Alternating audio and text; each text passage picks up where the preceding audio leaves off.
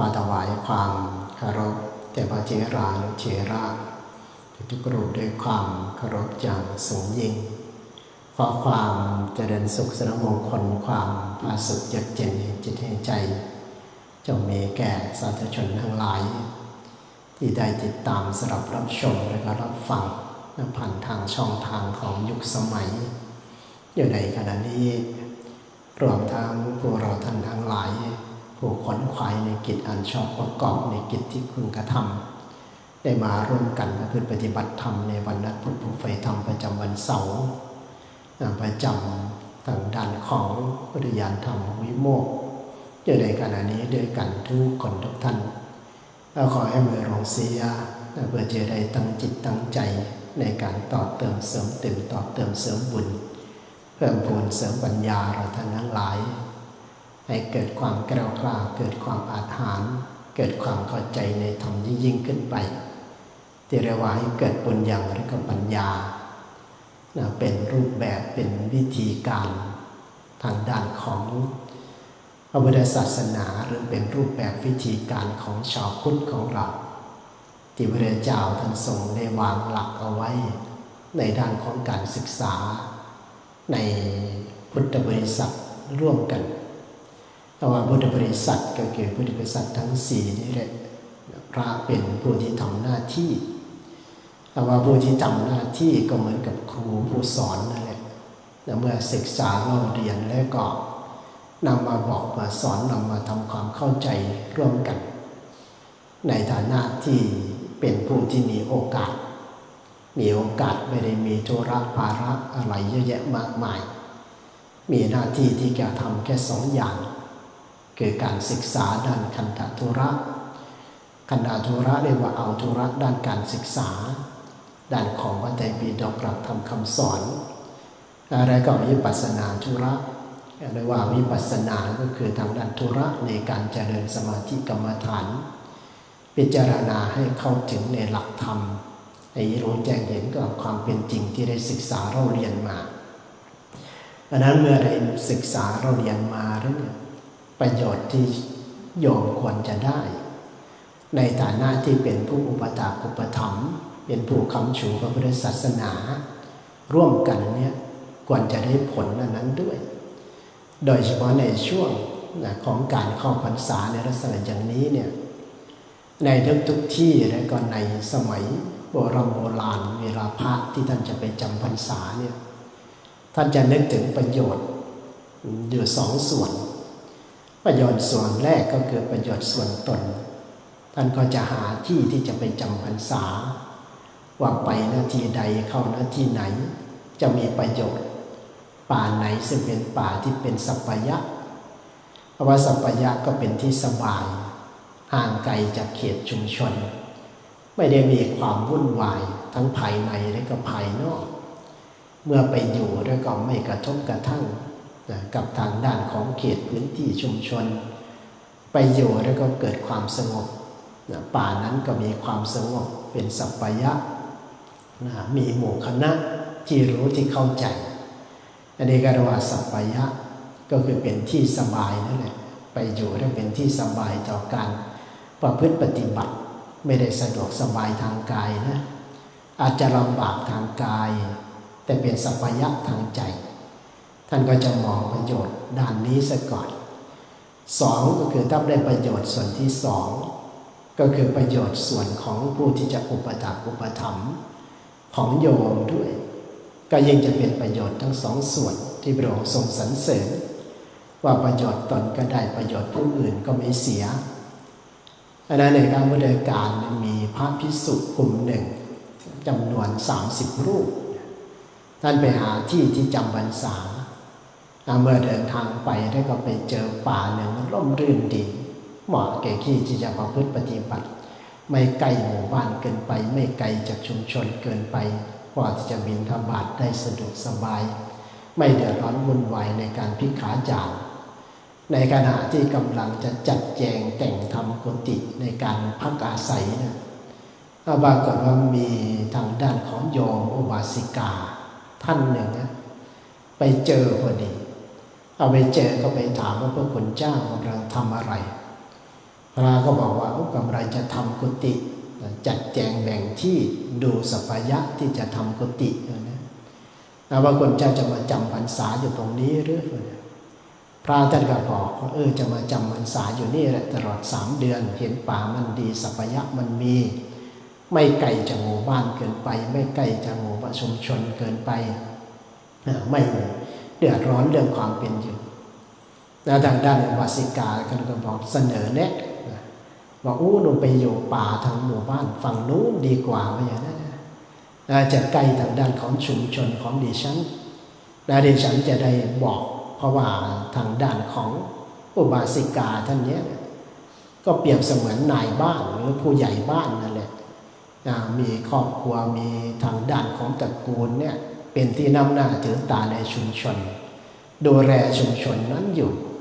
ก็อยากจะให้ไปอยู่ทางชุมชนนู้น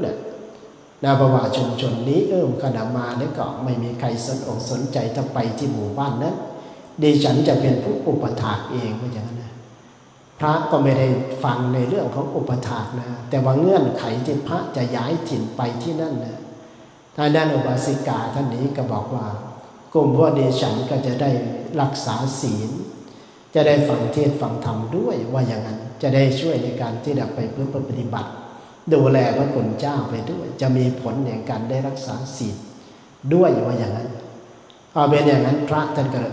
ไปก็ดีมีประโยชน์ต่อโยมก็อยากจะรักษาศีลจะเจริญสมาธิภาวนาอยากจะได้อุปถัมภ์อุปถากได้บุญกุศลกับกลุ่มของพวกเราพระท่านก็เลยย้ายไปอีก1 ชุมชน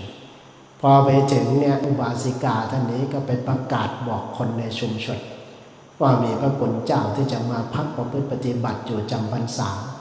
ในเขตป่าชายบ้านชุมชนของพวกเราทางด้านของกลุ่มชุมชนนั้นก็กรีกุจรดีอกดีใจไปจัดแจงทำกุฏิให้เองเลยทีนี้ทำแบบเดียว30 หลัง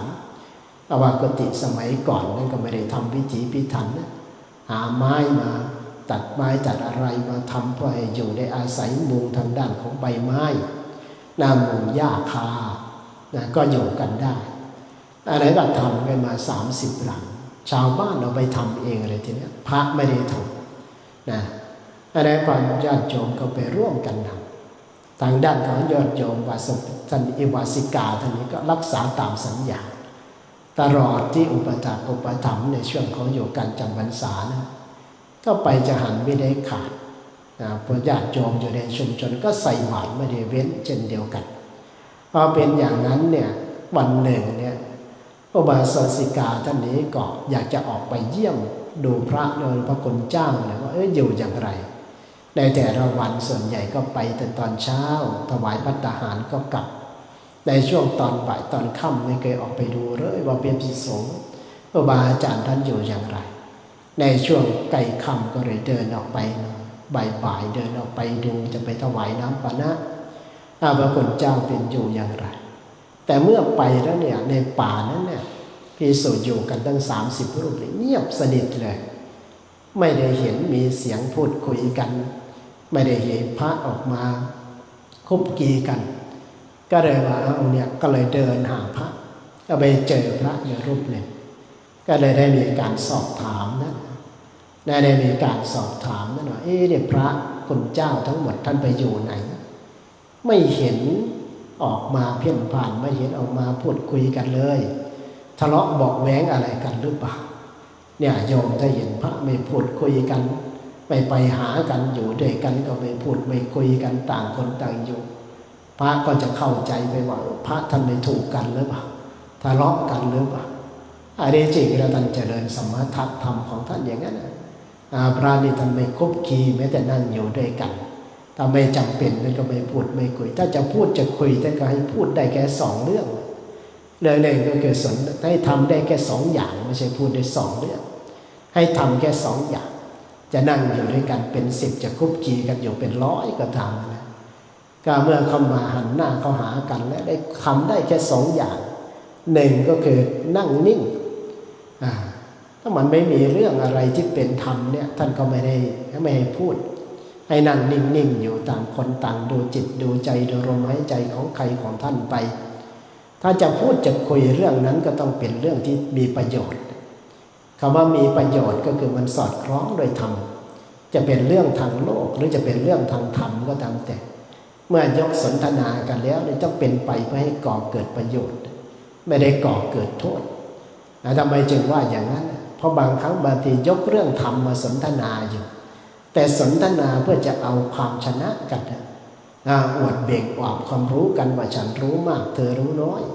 เธอเข้าใจถูกต้องถ้าฉันเข้าใจเธอเข้าใจผิดฉันเข้าใจถูกต้อง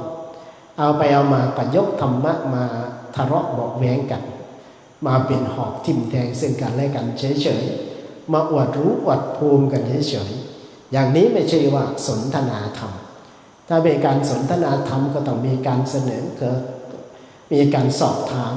ความคิดเห็นว่าหลักธรรมเนี้ยหรือว่าวิธีการปฏิบัติอย่างเนี้ยจะปฏิบัติอย่างไรข้อวัดเนี้ย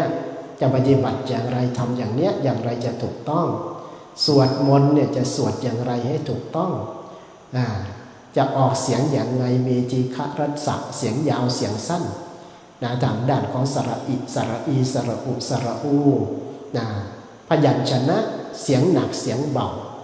ก็มีว่าเสียงไหนจะลงเป็นเสียงหนักเสียงไหนจะลงเป็นเสียงเบา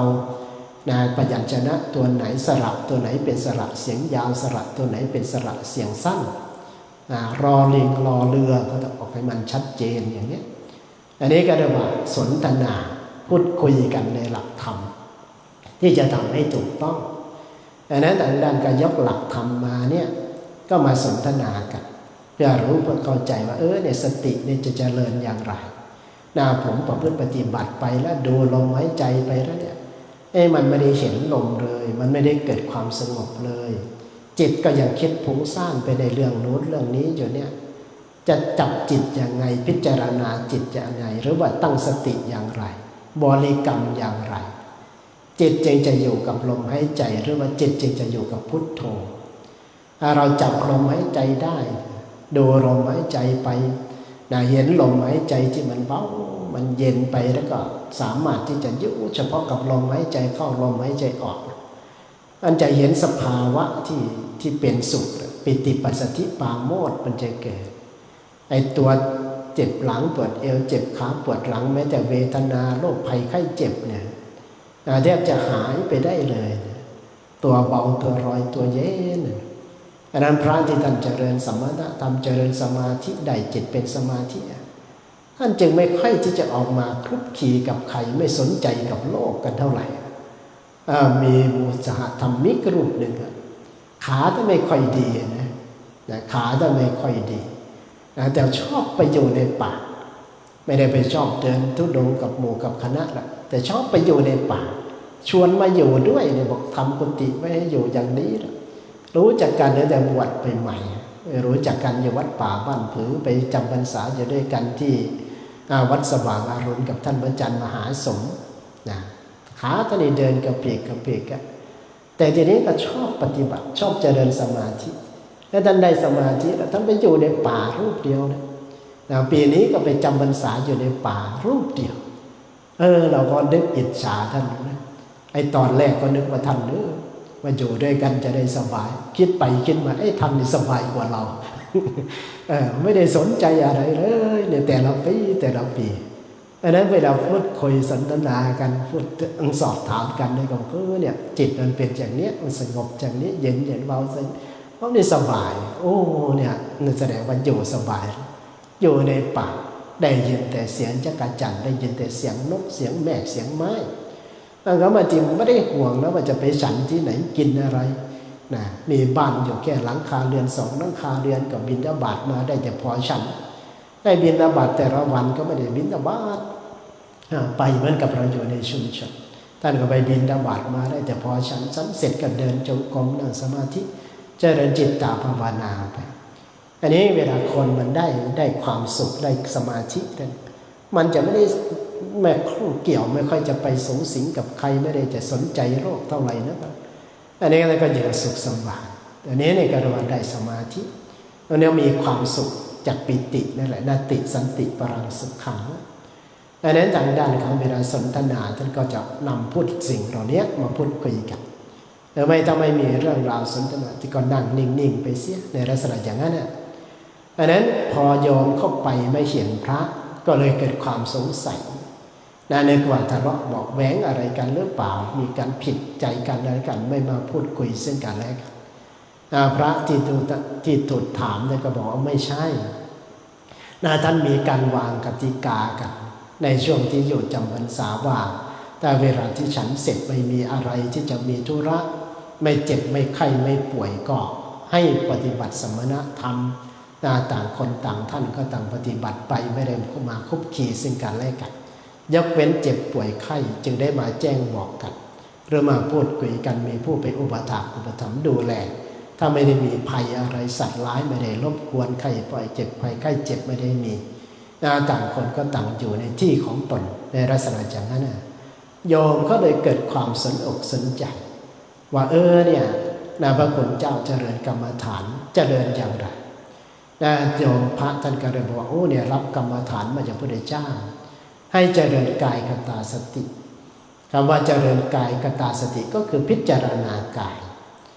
พิจารณากายของเรานี่แหละว่ากายของเรามันประกอบด้วยอะไรตัวนี้เป็นเรื่องที่สำคัญต้องมองให้เห็นเพราะว่าทางด้านของคนจะประพฤติปฏิบัติทำได้คุยกับทางด้านของอาจารย์ศิลป์หรือว่าพอศิลป์มาถวายเทียนมาไม่ทันเขาเพราะว่าโยมแม่ครูสุปิยานี่ตื่นสายล้อแต่ภรรยาอยู่นั่นรอแต่โยมแม่ครูมาด้วยตื่นสายก็เลยมาเขาก็ถอดเทียนมาเห็นแต่ศาลาว่างเปล่า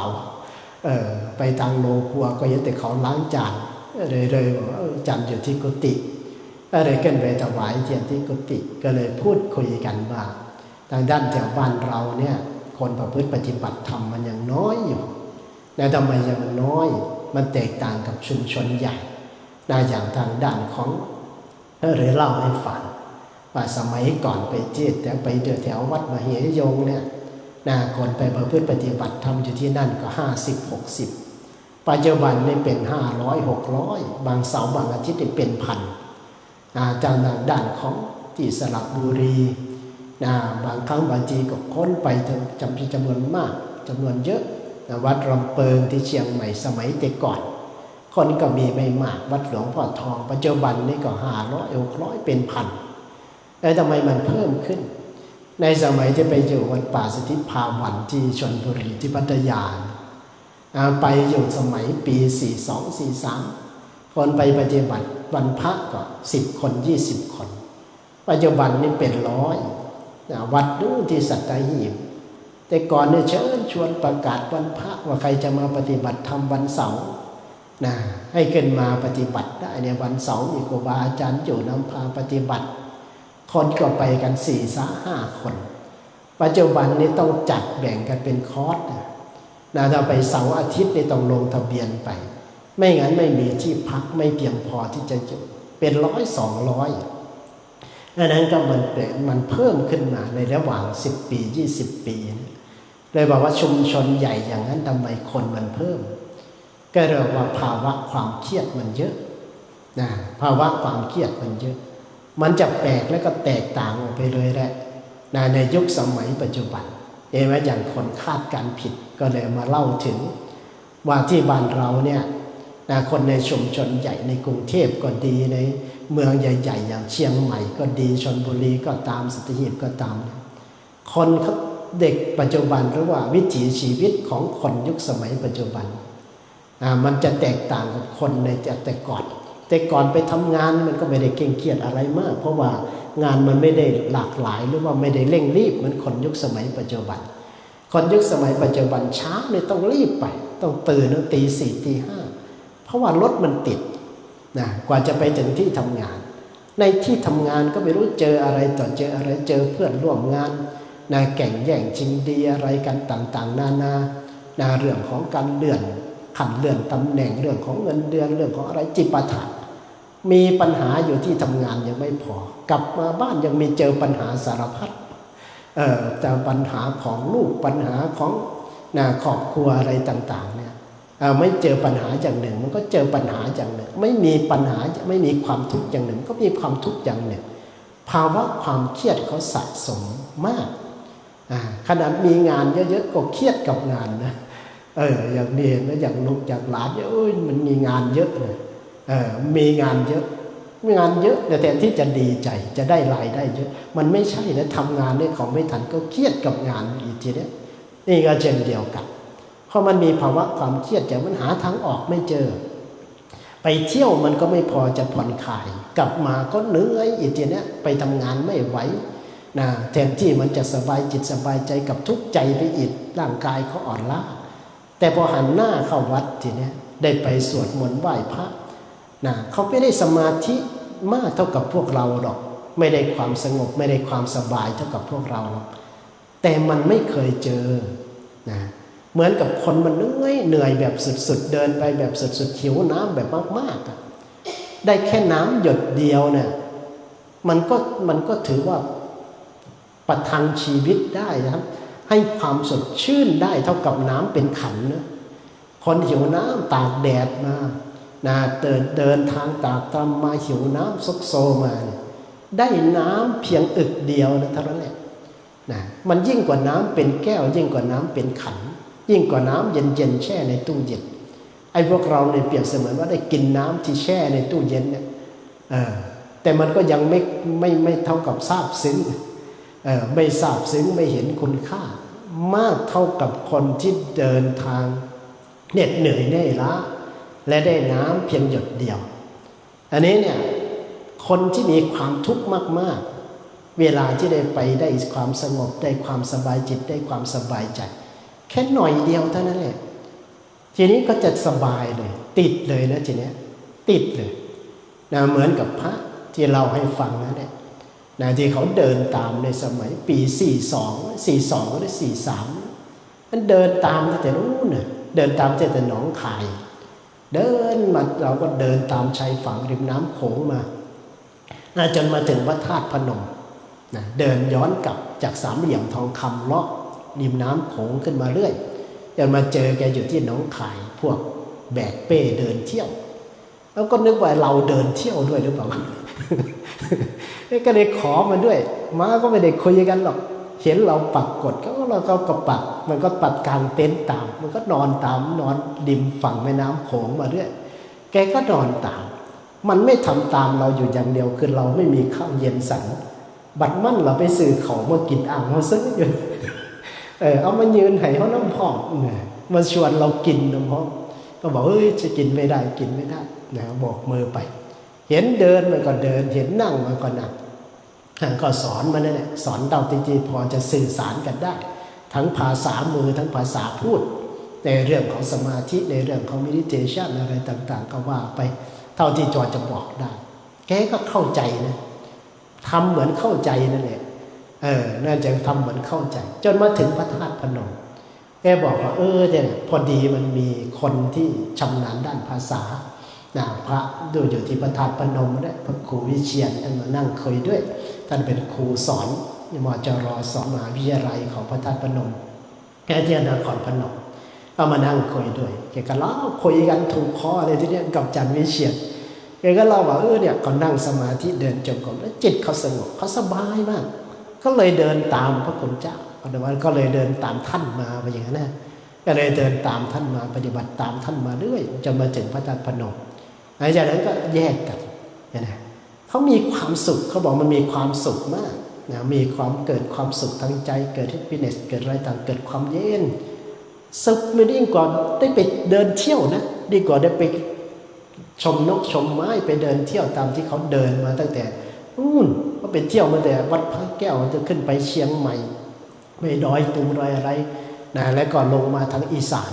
นะก็บังเอิญมาเดินมาเจอกันเฉยๆอยู่ที่สามเหลี่ยมทองคำก็เลยเดินตามกันมาเรื่อยเลยเดินตามกันมาเรื่อยเขาบอกว่ามีความสุขได้รู้จักเรื่องของสมาธิได้รู้จักเรื่องของการปฏิบัติใช่ไหม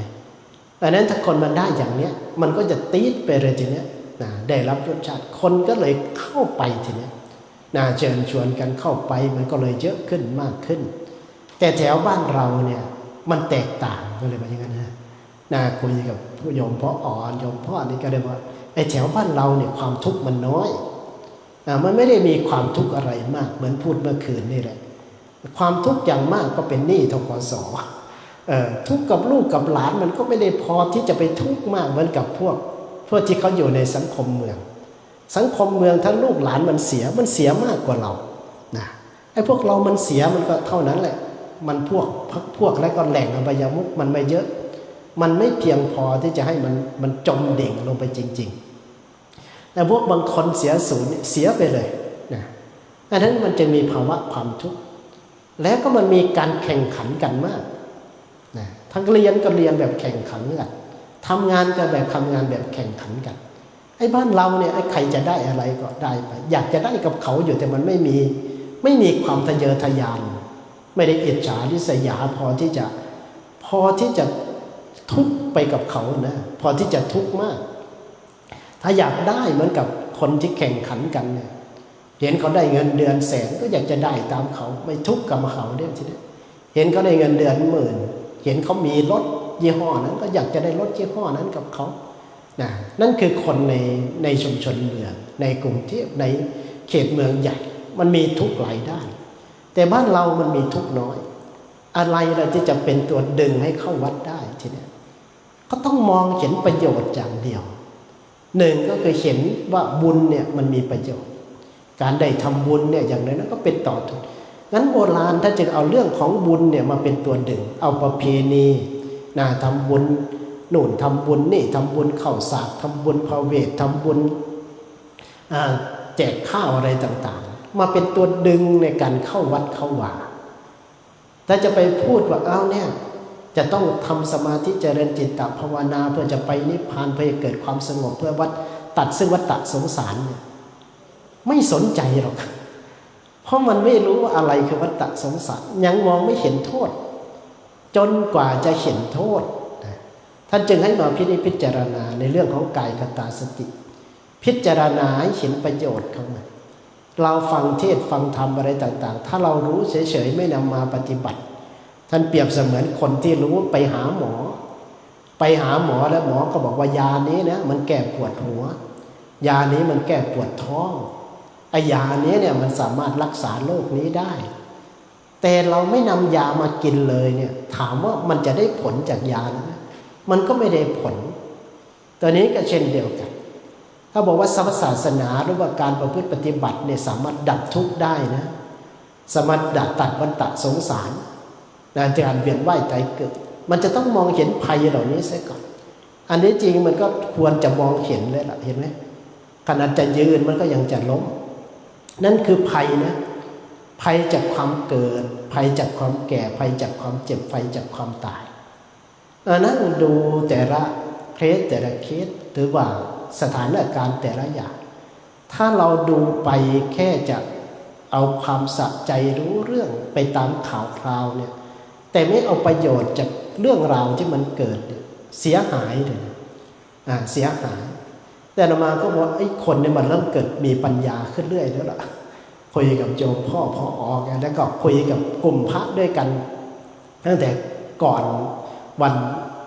อาราสาฬหบูชาแล้วก็ไปทอดเทียนที่วัดดอกจานก็คุยกับหลวงพ่อเจ้าคณะอำเภอเนี่ยถึงข่าวเรื่องของพระเนี่ยก็เลยบอกหลวงพ่อไม่ต้องไปเป็นห่วงหรอกสถานการณ์มันจะพลิกก็อย่างนี้นะคำว่าคดีมันจะพลิกนี่คือมันจะกลับกันคนก็จะคิดว่ามันเกิดปัญหาด้านของพระสงฆ์เจ้ามีปัญหาด้านของพระศาสนาเยอะอย่างเนี้ยคนจะไม่เข้าวัดคนจะไม่ไปทำบุญไม่ว่าจะเป็นวัดพุทธฉายเองก็ดีพวกวัดพุทธโสธรเองก็ดีหรือวัดใหญ่แป้นเองก็ดีวัดใหญ่แป้นนี่จะคุ้นเคยกันว่าไปอินเดียด้วยกันบ่อยไปเจอกันอยู่อินเดียบ่อยแล้วท่านก็เป็นศูนย์ประสานงานในการพาคนไปแสวงบุญอะไรต่างๆก็เลยบอกว่ามันจะกลับกันนะคนมันเข้าสู่ยุคของการสื่อสารเต็มที่แล้วเห็นไหมแม้แต่เรื่องเงินในอากาศคนก็ยังรู้จักแสวงหาเอาได้แล้วนะและคนก็จะมีปัญญาในการเสพสิ่งจะแยกออกระหว่างตัวบุคคลกับศาสนามันจะพลิกเลยทีเนี้ยมันก็พลิกจริงๆคนวัดที่ในเขตมีปัญหาไม่ว่าจะเป็นวัดพุทธโสธรวัดพุทธฉายวัดใหญ่แป้นอีกก็ดีคนเข้าวัดเยอะกว่าปกติในสถานการณ์ปกติ ทำไมมันเป็นอย่างนั้นเพราะคนคิดว่าศาสนาเนี่ยมันไม่ได้มีผลกระทบอะไร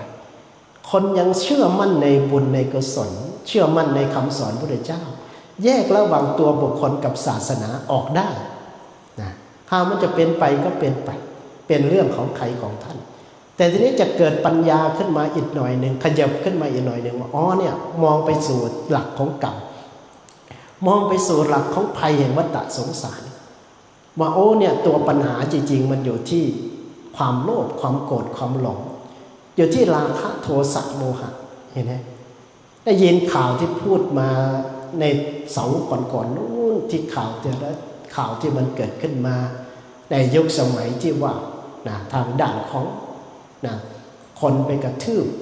คนท้องหรือว่าคนท้องไปกระทืบทางด้านของกิ๊กตายตอนนี้มันเกิดขึ้นจากอะไรเกิดขึ้นจากภัยของราคะข่าวที่มันมีอยู่เนี่ยจึงบอกว่าโอ้อย่าไปว่าท่านหลักท่านก็ทุกข์พอท่านแล้วไม่รู้จะไปอยู่ที่ไหนเรานี่ก็จะไปทับถมกันอีกเด้ออันนี้นี่ก็ทางด้านกระวางเนี่ยถ้าเกิดต้องวางจิตวางใจไม่ได้ท่านก็ยิ่งจะทุกข์หนักแต่ท่านจะมองเห็นภัยแห่งวัฏสงสารไหมว่านี่แหละคือโทษของราคะมันไม่ใช่เกิดเฉพาะตัวเนี้ยเราไปดูคดีเข็นฆ่ากันตายยิงกันตายฆ่ากันตายในการแย่งถิ่นกันอยู่แย่งคู่กันพิศวาสแย่งอำนาจกันเป็นใหญ่เป็นโตเนี่ยมันเยอะขนาดไหนนะโดยเฉพาะแย่งคู่กันพิศวาสมีทุกวันในข่าวอาชญากรรมพวกนี้แล้วมองเห็นโทษกันว่านั่นมันเป็นโทษถามว่าเราเนี่ยจะมีโทษเหล่านี้ไหมมีที่มาเกิดกันเป็นผู้หญิงอยู่เนี่ยเป็นกันจะว่าอันนี้ไม่ได้เหยียดเพศนะแต่ชี้ไปที่หลักแห่งกรรมว่าผลที่ได้มาเกิดเป็นคนที่ไม่สมบูรณ์ทางเพศจะเป็นกระเทยจะเป็นตุ๊ดจะเป็นทอมก็ดีเป็นอะไรก็ตามเลยนะเป็นเกย์ก็ตามเดี๋ยวนี้เกย์ยิ่งเยอะเห็นไหมทั้งข่าวพระกับศรีกาทั้งข่าวพระกับเกย์สารพัดโยมในแวดวงของโยมเนี่ยไม่ต้องห่วงหรอกมันเยอะยิ่งกว่าอะไรทั้งอิฐเนี่ยเพราะนั้นที่มันเงียบไปเรื่องของโรคเอดส์อันที่จริงเห็นไหมเขาพูดกันเนี่ยว่าเด็กทุกวันนี้ติดโรคเอดส์เพิ่มขึ้นมาไปดูที่พุทธบาทน้ำพุทีเนี่ยอันที่จริงไม่ได้ดูนานไม่ได้ติดตามมาหลายเดือนนะแต่ไม่สนอกสนใจใครสนใจแต่เรื่องเจ้าของ อยู่แต่กุฏิไม่ได้สนอกสนใจใครสนใจแต่เรื่องเจ้าของใครจะเป็นอย่างไรก็ตามก็มานั่งดูเมื่อวานเนี่ยหน่อยนึงไปดูทักไปหาพระที่อยู่พุทธบาทน้ำพุท่านบอกว่าน่าเป็นห่วงมากเลยอาจารย์เด็กอายุ12-13เนี่ยม.1 ม.2เนี่ยเพิ่มขึ้นเท่าตัวนะมันเยอะมากติดเรื่องของ HIV เนี่ยเพิ่มมาเยอะกว่าอดีตมากนึกว่ามันหมดไปนึกว่ามันหายไปมันเงียบไม่ใช่คนไม่ค่อยพูดถึงกันนะนั่นมันก็จะไม่ค่อยเกรงกลัวกันเท่าไหร่โทษแห่งราคะนะที่บอกว่าเมื่อผลมันไปในวัฏสงสารเนี่ยแม้แต่ภัยในวัฏสงสารที่ต้องเกิดมาไม่สมบูรณ์ทางเพศแล้วก็เกิดมาเป็นผู้หญิงมันก็ผิดศีลข้อที่3นั่นแหละไอ้ศีลข้อที่3ที่ผิดมาด้วยเศษแห่งกรรมมันก็มาจากโทษของราคะเลยนะนี่โทษของราคะนะเป็นโทษของโทสะทีเนี้ยที่ไปเข็นฆ่ากันเราคิดว่าเราไม่ได้ไปมียุ่งเกี่ยวแต่ในวัฏสงสารเนี่ยเราจะต้องมีเหตุอย่างนั้นเกิดเหตุอย่างนั้นขึ้นมาแล้วมองเห็นเหตุแต่ละเหตุทีเนี้ยว่าถ้าเราไปประสบพบเจอในเรื่องของความทุกข์ในวัฏสงสารในแต่ละเหตุการณ์ในการเกิดมาถึงจะไม่ได้ไปทุกข์กับเรื่องราวเหล่านี้มันก็ยังทุกข์กับสังขารอยู่นะทุกข์กับความเกิดความแก่ความเจ็บความตายทุกข์กับสังขารไอคอกอยู่ดีก็เป็นครอบทุกข์เลยมันขาที่มันนั่งปกติเมื่อใดต้องนั่งขาคดขาแข็งนั่งเหยียดขามันก็ทุกข์วัฏสงสารเลยนะ ท่านเอาเหล่านี้เรามาพิจารณาพอพระท่านบอกเอากายมาพิจารณาว่ากายนี้มันประกอบด้วยธาตุทั้งสี่ก็คือดินน้ำลมไฟเนี่ยถ้าธาตุใดธาตุหนึ่งมันบกพร่องมันก็จะมีปัญหาถ้าธาตุไฟมันบกพร่องมันก็จะเจ็บจะไข้มันก็จะหนาวถ้าธาตุไฟมันมากก็จะน้ำมูกไหลปวดหัวตัวร้อนขึ้นมาเห็นว่าธาตุมันบกพร่องนี่ความทุกข์ในเรื่องของสังขารความทุกข์ในเรื่องของกายนะความตั้งอยู่ในความไม่เที่ยงของมันนะอยู่ดีๆมันอยากจะลืมมันก็ลืมไปเลยสัญญามันก็หายไป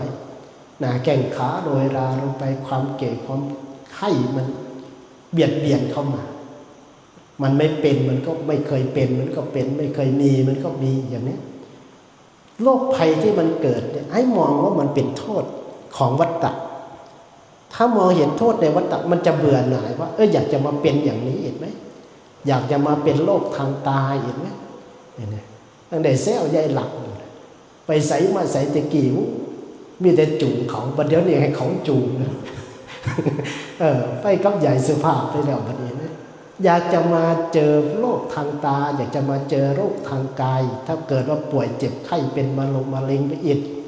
ยิ่งจะทุกข์หนักเข้าไปอีกนะเนี่ยป่วยเป็นนั่นเป็นนี่มองเห็นโทษเหล่านี้อุบาสิกาท่านเองท่านก็เอามาพิจารณาในเรื่องของกายในเรื่องของความไม่เที่ยงไม่ใช่ตัวเราของเรานะที่โบราณท่านว่าเอาไว้นี่แหละผมเคยดำมันกับขาวของเคยเง่ามันกับสัตว์ของเคยหมันมันกับค้อนมอมีมีดมอมีมือเทียงตกเนี่ยของเคยดำมันก็ขาวผมนี่เคยดำสวยงามเนี่ยศีรษะสีหย่อมเข้าไปขนาดไหนกับซ้ำถึงเวลามันก็สิมากคือใยพุดนี่แหละข้อกันมันจะขาวข้อกันอย่างนี้มันไม่เที่ยงไม่แท้ไม่แน่ไม่นอนเหมือนกับใยพันเราเนี่ยกันมาได้แต่ซื้อเลยใยพัดกันมาไม่ไหวแล้วเนี่ยนะนี่คือความไม่เที่ยงของมันสายตาที่มันเคยยาวไผสิหัวอยู่ดีๆมือหนึ่งสิได้ใส่แว่นเนาะอาจารย์เนี่ยบ่ได้ใส่แว่นอ่านหนังสือบ่ได้เลยเนี่ยมันเห็นบ่ต้องใส่แว่นแหละใครจะรู้ดีๆว่าสายตามันจะเป็นอย่างเนี้ยนะมันจะมีโรคทางตาอะไรมานะเคลมันก็ออกไปเรื่อยนะเป็นโรคฟันเป็นโรคอะไรมาเรื่อยเอามาพิจารณาถึงความไม่เที่ยงไม่แท้งแท้แน่นอนตั้งอยู่ไม่ได้พอพิจารณาไปมันจะเกิดความเบื่อหน่ายเขาเรียกว่าเกิดนิพพิทาเกิดความเบื่อหน่ายกับเกิดความเบื่อเซ็งนี่ต่างกันนะไอ้ที่เราเบื่อทางโลกเบื่อการงานเบื่อเรื่องราวอะไรตัวนี้มันเบื่อเซ็งอารมณ์มันต่างกันแต่เบื่อหน่ายเนี่ยมันจะกระตุ้นบอกโอ้เนี่ยมันไม่เที่ยงอย่างนี้มันเป็นอย่างนี้มันจะเห็นว่าเราเห็นธรรมเห็นความไม่เที่ยงเห็นความไม่ยั่งยืนเห็นความไม่แน่นอนมันจะทำให้ความโลภที่มันทะเยอทะยานอยากจะได้มันลดลงคำว่าความทะเยอทะยานเนี่ยไม่ใช่ว่าเป็นความโลภเกินความจำเป็นที่มันจะเป็นอยู่จนไปทำลายร่างกายดิ้นรนจนเกินความจำเป็นนะแต่ทำงานปกติเนี่ยทำไร่ทำนาทำอะไรที่เราพอจะมีทำเรี่ยวแรงที่พอจะได้ตัวนี้ไม่ใช่ความโลภไม่ใช่ความทะเยอทะยานนะแต่ทีนี้ถึงจะทำอยู่นะมันก็จะไม่ได้มีความคาดหวังหรือว่าไปยึดติดที่สำคัญก็คือมันไม่ไปยึดติดไม่ไปยึดติดกับกายว่ามันจะต้องเป็นอย่างนี้อยู่ตลอดเวลาถ้ามันเกิดโรคอะไรมามันก็จะวางลงปลงได้ไม่ไปยึดไม่ไปกลัวไม่สะดุ้งหวาดกลัวนะมันจะแตกต่างกันนะกับคนไม่ได้พิจารณาไว้ล่วงหน้ากับคนไม่ได้พิจารณาไว้ล่วงหน้าเวลามันเป็นมามันจะกลัวตายมันจะกลัวมันจะคิดหวาดระแวงนะสับสนวุ่นวายในจิตในใจมากแต่ถ้ามันวางลงปลงได้มันคิดไว้ล่วงหน้าแล้วเนี่ยมันจะเข้าใจเหมือนหลวงปู่ชาท่านว่านั่นแหละถ้าคิดว่าแก้วนี้มันแตกเขาเอาแก้วราคาแพงๆเครื่องลายคามอย่างนี้มาถวายให้ใช้ถ้าคิดว่ามันแตกแล้วคิดว่าเนี่ยมันไม่เที่ยงแล้วเดี๋ยวสักวันมันจะแตกอยู่ดีๆวันหนึ่งเนนถือมาเฮ็ดตกแตกท่านบอกว่ากูว่าแล้วมันจะอุทานขึ้นมาเลยว่าแล้วว่ามันต้องแตกก็ด้วย มันไม่ได้ไปด่าเนี่ยแล้วมันไม่ได้ไปทุกข์ว่าของราคาแพงทำของเขาแตกเพราะมันคิดว่ามันต้องแตกในวันใดวันหนึ่งกายสังขารของเรานี่ก็เช่นเดียวกันถ้าเราพิจารณาเนี่ยอุบาสิกาท่านนี้ก็พิจารณาถึงความไม่เที่ยงแห่งกายถึงของสังขารพิจารณาไปจนเกิดกรรมนิพพิทาเกิดความเบื่อหน่ายว่ามันไม่เที่ยงแท้แน่นอนนับวันยิ่งไปสู่ความเสื่อมความลดน้อยถอยลงไปอย่างอายุสังขารต่างๆคลายออกมาจากความยึดถือนั่นเองคลายออกมาจากความยึดมั่นถือมั่นว่าเป็นตัวกูของกูตัวเราของเราจะได้บรรลุถึงโสดาบันและขยับขึ้นไปจะบรรลุเป็นอนาคามีนะสามารถลดความโกรธความโลภความหลงสลัดซึ่งราคะออกได้ไม่ไปยึดติดกับสิ่งเหล่านี้จนมีฤทธิ์มีเดชสามารถรู้จิตรู้ใจคนอื่นได้ตัวนี้ก็เรียกว่าเกิดทางด้านของมโนมยิทธิเกิดทางด้านของได้ของปรคจิตรู้จิตรู้ใจคนอื่นเหมือนหลวงพ่อสิงห์เนี่ยหลวงพ่อสิงห์อาจารย์ของท่านอาจารย์สมภพที่เราไปกราบไปไหว้มาที่วัดป่าบ้านผือเนี่ยสมัยท่านยังไม่ได้บวชนู่นท่านไปปฏิบัติอยู่ที่หนองคายกับหลวงพ่อสิงห์หลวงพ่อสิงห์แล้วทีนี้ท่านปฏิบัติไปอาจารย์สมภพท่านศึกษาเยอะอ่านพระไตรปิฎกมากก็เลยเกิดความสงสัยเยอะเกิดความสงสัยมันจะเป็นไปได้หรือมันจะเป็นไปได้ไหมอย่างนั้นมันจะเป็นไปได้ไหมอย่างเนี้ยมันดีเกินดีท่านก็นั่งสมาธิไปก็คิดไปว่าตัวนี้มันจะเป็นไปได้ยังไงอันนั้นมันจะเป็นไปได้อย่างไรเป็นเรื่องหลอกลวงเขาเขียนเขาแต่งมาหรือเปล่าก็มากับอาจารย์หลวงพ่อสิงห์เนี่ยเดินมาเคาะกุฏิเดินมาเคาะกุฏิว่าอย่าสิไปคิดจังซะมันสิเป็นบาปอย่าไปสงสัยในคำสอนของพระพุทธเจ้าเราปฏิบัติยังไม่ถึงก็คิดว่ามันไม่เป็นเฮาเนี่ยปฏิบัติยังบ่ทันถึงปฏิบัติยังบ่ทันได้ก็คิดว่ามันบ่เป็นมันสิเป็นจะได้นั่งคิดแต่ต่อต้านคำสอนพระพุทธเจ้าเท่านั้นคิดขัดแย้งคิดแต่สงสัยเกิดวิจิกิจฉาตัวกิเลสตัววิจิกิจฉาตัวอุปกิเลสไปเลยถามว่าหลวงพ่อสิงห์รู้ได้อย่างไรเพราะท่านรู้จิตรู้ใจอาจารย์สมภพนั่งไปก็คิดไปก็รู้จิตรู้ใจแต่หลวงพ่อรูปหนึ่งอยู่ที่อุดรเนี่ยอีพระรูปหนึ่งเวลาวันพระเนี่ยท่านก็จะมาสอบถามเรียกว่าสอบอารมณ์นั่นแหละแต่ว่าเป็นการสอบถามว่าแต่ละรูปเนี่ยเป็นอย่างไรนั่งประพฤติปฏิบัติมีพระรูปหนึ่งแต่บอกโอ้ผมนั่งตลอดทั้งคืนเลยหลวงพ่อว่าเนี่ยหลวงพ่อก็บอกว่าสินั่งตลอดทั้งคืนอย่างกูเห็นมึงนั่งโกนนอนโกนอยู่วัดคืนเลยโกหกท่านไม่ได้นะโกหกท่านไม่ได้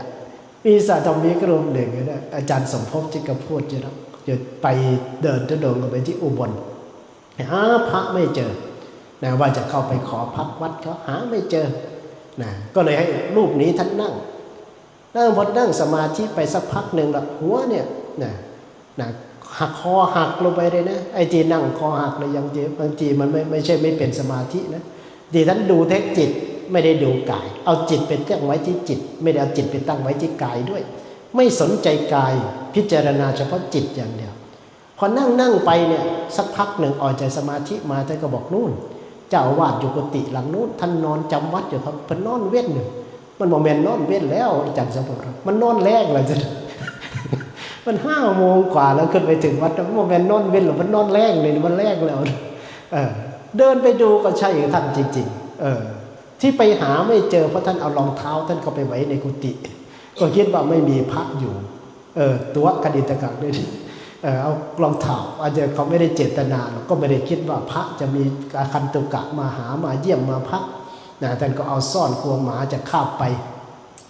ก็เลยเอารองเท้าไว้เข้าไว้ข้างในพระแต่ละรูปก็อยู่ในกุฏินี่ไม่ออกมาให้ก็ไปหาว่านั้นเจ้าอาวาสอยู่กุฏิหลังนู้นก็ไปก็ใช่เจ้าอาวาสจริงๆเนี่ยมารู้ได้ทั้งจิตอย่างเนี้ยอุบาสิกาท่านนี้ก็ได้ปรคจิตอย่างนี้แหละรู้จิตรู้ใจพระนะทีเนี้ยก็ดูตอนแรกเนี่ยคิดว่าพระที่อุปถากอยู่นั้นท่านได้เป็นอริยบุคคลอย่างน้อยก็ชั้นใดชั้นหนึ่งแหละไม่โสดาบันก็อนาคามีหรือไม่ก็ถึงอรหันต์ที่ท่านเจริญสมณะทำเข่งครัดถึงขันอยู่ถึงขนาดนั้นน่ะแต่ความเป็นจริงเมื่อรู้แล้วเนี่ยปรากฏว่าพระ30 รูปยังไม่มีรูปใดเป็นอริยเจ้ายังไม่มีรูปใดได้บรรลุเป็นพระอรหันต์ยังไม่ได้บรรลุธรรม ถ้าเป็นอย่างนี้เนี่ยทัศนคติถ้าคนในยุคสมัยปัจจุบันก็จะวิพากษ์วิจารณ์เหมือนกับวิพากษ์วิจารณ์พระอยู่ในปัจจุบันนี่แหละเพราะยังไม่มั่นคงในธรรมไม่เข้าใจในหลักของการประพฤติปฏิบัตินะแต่ถ้าคนที่มีความมั่นคงแล้วก็เข้าใจความทางโลกและทางธรรมอย่างชัดเจนว่ามันเป็นเรื่องของมันเป็นปกติของความโลภความโกรธความหลงของราคะโทสะโมหะนะมันเป็นปกติของคนเป็นปกติของคนที่มีกิเลสมันยังไม่หมดกิเลสมันก็ต้องเป็นไปอย่างนั้นได้นี่ก็เช่นเดียวกันเขาก็แทนที่จะไปคิดมีอคติกับคิดว่าปัญหาอะไรที่ทำให้ครูบาอาจารย์ที่เราอุปถากอยู่เนี่ยไม่ได้บรรลุธรรม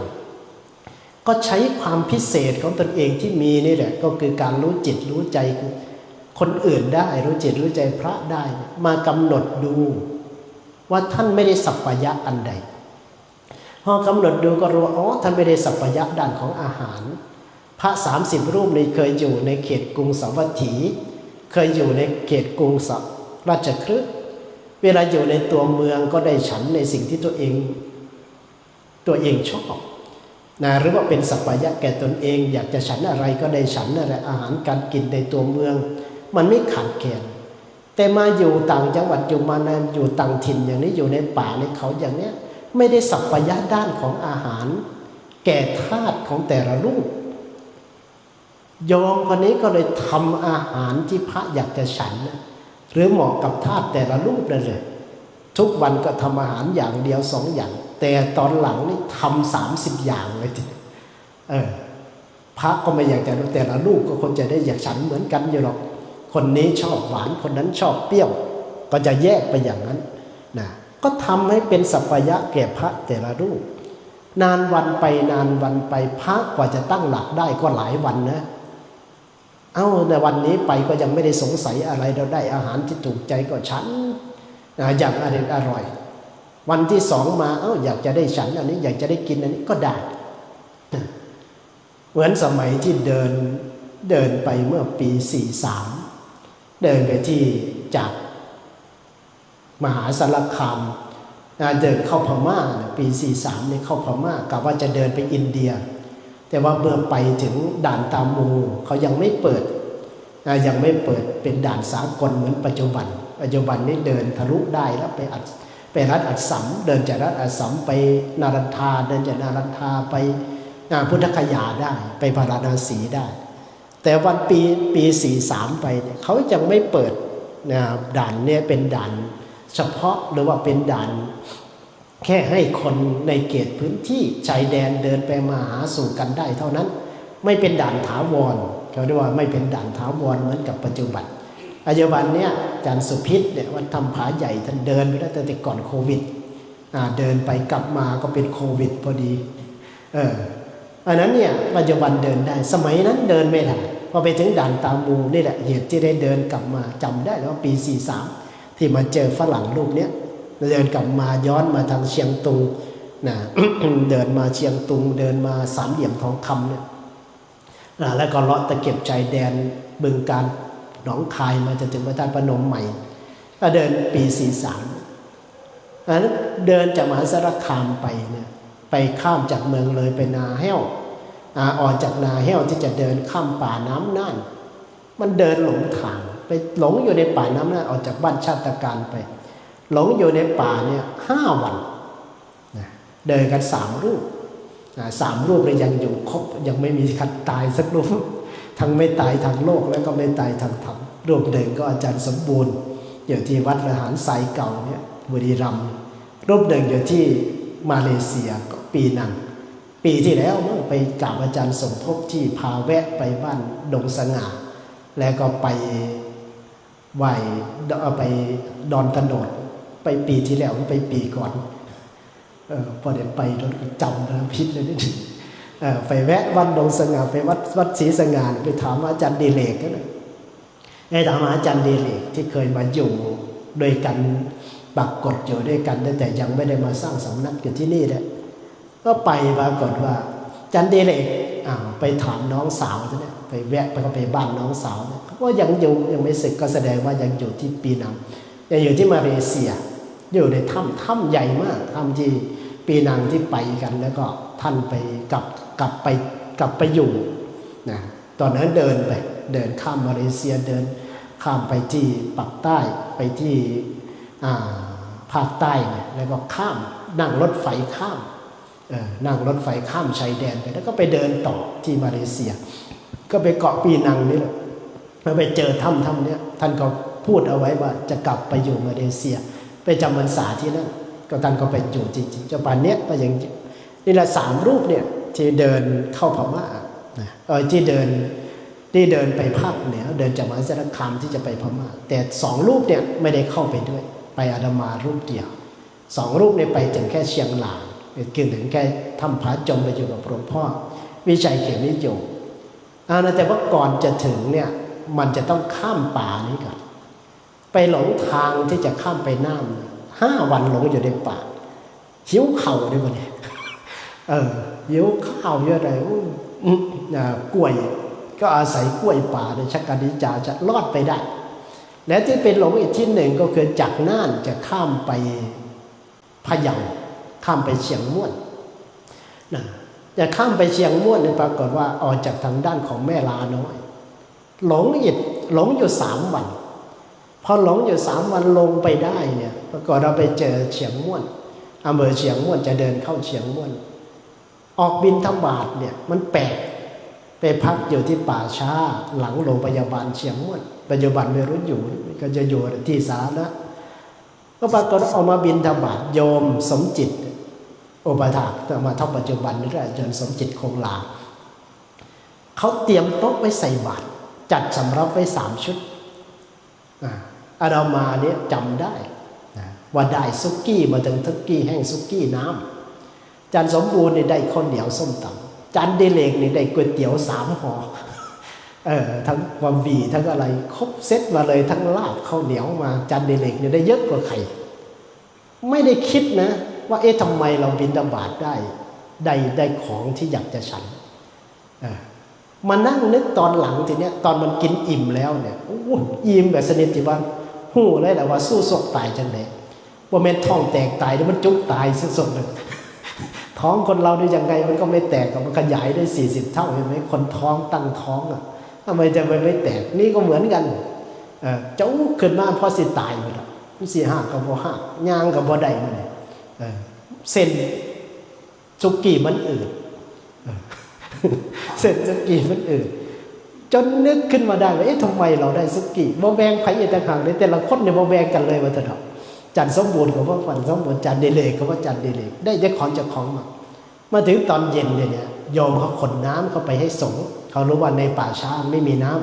ำขนเข้าไปเขาก็เลยเล่าให้ฟังนะเล่าให้ฟังว่าฝันเห็นอาจารย์อันนี้จริงเขาไม่ได้ฝันนะเพราะว่าเขาไปปฏิบัติธรรมได้สมาธิตั้งแต่อยู่วัดเจ้าคุณโสรสเนี่ยวัดอะไรนะที่อยู่กรุงเทพที่เขาไปปฏิบัติธรรมกับเจ้าคุณถาวรแต่เจ้าคุณถาวรยังไม่มีความดังเท่าไหร่นะ20 กว่าปีก่อนอาจารย์ถาวรกำลังดังเนี่ยเขาปฏิบัติธรรมอยู่กับเจ้าคุณถาวรนั่งสมาธิได้สมาธิสามารถที่จะเห็นอะไรล่วงหน้าได้เลยนะนี่เขานั่งเห็นว่าเห็นพระเดินมา3 รูปอดข้าวอดน้ำลงมาแล้วก็รูปแต่ละรูปเนี่ยนึกอยากจะกินนึกอยากจะฉันของที่ตัวเองอยากฉันมันก็เป็นอย่างนั้นจริงๆนะในตอนที่มันหิวเนี่ยนึกถึงสุกี้เท็กซัสเลยเยาวราชคนอาจารย์สมบูรณ์เนี่ยก็อยากกินข้าวเหนียวปิ้งไก่เนาะอาจารย์เดเลกท่านก็อยากกินลาบน้ำตกอยากกินก๋วยเตี๋ยวก็ได้ตามที่เจ้าของอยากกินเขารู้จิตรู้ใจพระทั้ง3 รูปเลยโยมคนนี้ได้สมาธิแบบนี้เนี่ยเท่าปัจจุบันนี้นะเขามาเจอหลวงพี่หมอบเนี่ยก็รู้จักพอเขากลับจากสิงห์บุรีแล้วไปเจอกันอยู่ที่บขส.แกซื้อน้ำก็ไปถวายเห็นว่ามาจากสุรินทร์แล้วตอนนั้นก็เลยถามว่ารู้จักอาจารย์หลวงพี่หมอบเขาไปเจอโยมอุปถัมภ์อาจารย์ซื้อน้ำถวายหลายปีแล้วล่ะมีหน่อมาเล่าให้ฟังดังนั้นเนี่ยก็โยมมันนี้เขาปฏิบัติเท่าทุกปัดเองก็ยังได้สมาธิเรื่องราวเหล่านี้อยู่นะแต่ไม่ไปพูดไม่ไปอวดใครเท่านั้นแหละแต่ถ้ามีความมั่นใจว่าปฏิบัติมันเกิดผลอย่างนี้ได้อย่างนี้ครูพรชัยนี่ก็รู้จักพรชัยฝูงใหญ่พวกไอ้น้องเนี่ยก็รู้จัก ไอ้น้องไอ้กุ้งเนี่ยแหละไปส่งพวกไอ้ฟ้าสมัยมาสอนภาษาอังกฤษช่วยในค่าย Modern English Camp สมัยก่อนก็ไปแวะบ้านโยมสมจิตของลานี่นะแล้วก็ไปยังไม่ไปถึงบ้านเนี่ยแกเตรียมสำรับกับข้าวแกไม่ได้บอกไม่ได้โทรล่วงหน้าสมัยก่อนโทรศัพท์มือถือมันยังไม่มีแล้วไปถึงเนี่ยแกเตรียมสำรับรู้ว่าอาจารย์จะมานั่งรอหน้าบ้านเลยเห็นไหมมันแน่นอนขนาดไหนไอ้ฤทธิ์ทางจิตเนี่ยไม่ต้องอาศัยโทรศัพท์เนี่ยฤทธิ์ทางใจเนี่ยยิ่งกว่า ยิ่งกว่าฤทธิ์ที่มันเป็นอย่างอื่นดังนั้นโยมสมจิตเนี่ยแกจะได้ทั้งสามีทั้งภรรยาแต่ภรรยาเนี่ยจะเก่งกว่าได้สมาธิดีกว่าไม่เสื่อมด้วยสมจิตนี่ได้บ้างไม่ได้บ้างทีนี้มันเป็นนะโยมคนนี้ก็เช่นเดียวกันเอาไปเอามาก็จนสอนพระได้บรรลุเป็นพระอรหันต์นี่นะถ้าเราเห็นผลเห็นค่าเห็นประโยชน์แล้วก็เห็นภัยที่สำคัญต้องเห็นโทษซะก่อนโทษแห่งวัฏฏะว่าเราอยากจะเกิดมาแก่อยากจะเกิดมาเจ็บอยากเกิดมาตายไหมนะถ้าเราปฏิบัติมีความมุ่งหวังว่าโอ้ภัยวัฏฏะสงสารนี่นะยิ่งเกิดมากจึงทุกข์มากชาติทุกขาปุณณปุณังถ้ามาปฏิบัติอย่างนี้มันจะลดวัฏฏะสงสารลดมันได้สักชาติก็ยังดีนะลดไปได้2 ชาติ3 ชาติหรือว่าให้มันน้อยลงถ้าสามารถเข้าถึงกระแสแห่งธรรมได้เหลือ7 ชาติก็ถือว่าโชคดีปิดประตูอบายดีต่างหากไม่เปลี่ยนไปเกิดในเปรตอสุรกายนรกนี่คือคุณค่าของธรรมถ้าเราเห็นคุณค่าเห็นภัยเราจึงจะสามารถมั่นใจในการประพฤติปฏิบัติได้ไม่ย่อท้อไม่ท้อถอยถ้ายังมีโอกาสมีลมหายใจยังพอจะไปได้ก็จะกระทำไม่ว่าอยู่วัดหรืออยู่บ้านนั่นก็ขออนุโมทนากับเราท่านทั้งหลายที่ได้ไม่เปิดโอกาสให้กับตนเองไม่ทิ้งคนงามความดีโดยเฉพาะเพิ่มขยับเติมเสริมขึ้นมาที่จะเข้าสู่ซึ่งภาวะแห่งธรรมปัญญาให้สามารถตัดภัยวัฏฏะสงสารเอาใจในเหตุการณ์ความเป็นจริงที่มันเกิดขึ้นนั่นก็ขออนุโมทนาในส่วนบุญส่วนกุศลที่เราได้ตั้งจิตตั้งใจในการกระทำตั้งแต่ต้นจนถึงปัจจุบันเอาสิ่งเหล่านั้นเรามาช่วยให้เราเกิดหูแจ้งตาใสใจสว่างพบทางประเสริฐด้วยกันทุกคนทุกท่านเถิด